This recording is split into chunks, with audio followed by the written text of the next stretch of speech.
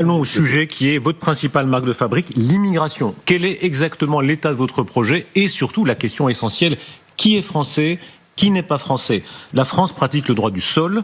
L'enfant né de parents étrangers en France, résident en France, devient français, peut devenir français à ses 18 ans par une procédure très simple. Absolument. Attribution de fait automatique. Par quoi voulez-vous remplacer cela? Il y a deux questions qu'il va falloir se poser, et deux questions très simples lors de l'élection présidentielle. C'est comment arrêter les flux migratoires et comment relancer l'assimilation.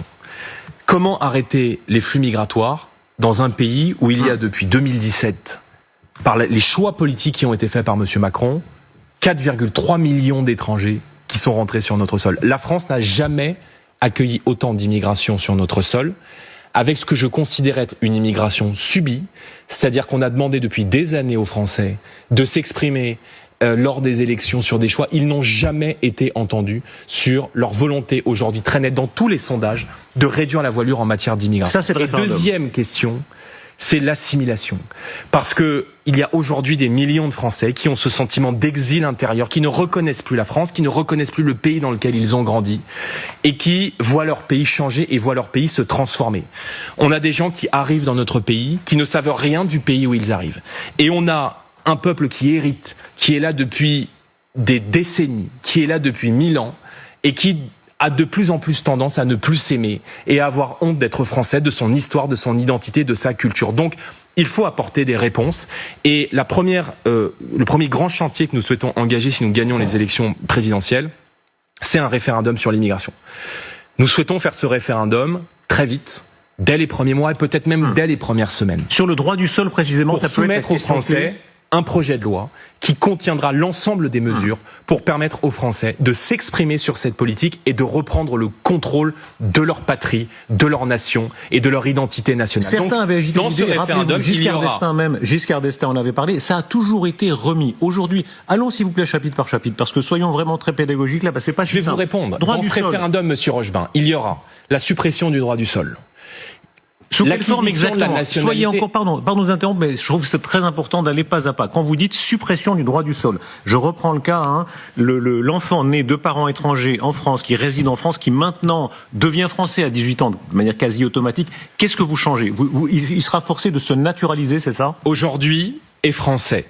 Celui qui est né d'un ou deux parents français sur le sol français, ou celui qui est étranger, est né en France, de parents étrangers, est né sur le sol français et peut de manière quasi automatique, arriver à l'âge de la majorité, obtenir la nationalité. Qu'est-ce que vous changez? Nous supprimons le droit du sol. Oui. C'est-à-dire que sera français celui qui est né en France et dont l'un des deux parents est de nationalité française.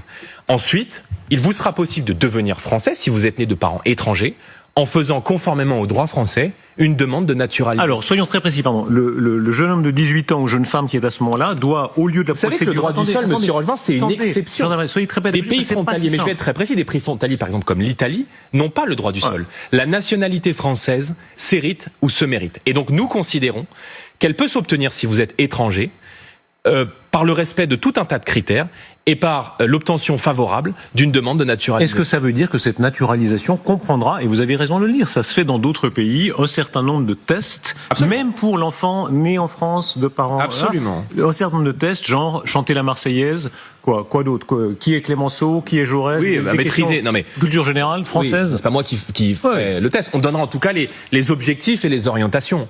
Mais il s'agira de maîtriser l'essentiel de ce qu'est la France. D'abord, de parler la langue française. Peut-être d'avoir un contrat de travail en France ou d'avoir un motif légitime pour aspirer à cette nationalité française. Sans contrat de travail, on pourrait être privé de la possibilité de devenir français. Et peut-être de ne pas avoir de casier judiciaire. Parce que la nationalité française est quelque chose qui doit retrouver une valeur sacrée dans l'esprit français, mais aussi dans l'esprit de nos institutions. Et donc, nous supprimons le droit du sol. Exemple, je vous donne un exemple. Nous expulserons, par exemple, dans ce référendum, de manière systématique, les délinquants et criminels étrangers. Attendez, sur le droit du sol. Par exemple, en Allemagne, ils demandent aux naturalisés de considérer l'histoire, de dire à quel point la Shoah, l'enseignement de la Shoah, ça ferait partie, par exemple, du fait de connaître l'histoire de l'Europe. Oui, vous savez que c'est déjà le cas aujourd'hui. Lorsque vous faites une demande de naturalisation, vous devez déjà répondre à un certain nombre de critères. Et donc ces critères, ils seront renforcer si nécessaire. Mais la nationalité française n'est pas un spéculoos qu'on offre avec le café. Elle est quelque chose que nous tenons en très haute estime. Et aujourd'hui, l'ensemble du système français est en soi une pompe aspirante à l'immigration. Donc, nous souhaitons réduire considérablement la voilure en matière d'immigration parce qu'aujourd'hui, les flux migratoires déstabilisent les grands équilibres de la société française. Je vous donne un exemple. 31% des immigrés, selon l'INSEE, occupent un logement social. 44% des ressortissants algériens en France occupent un logement social.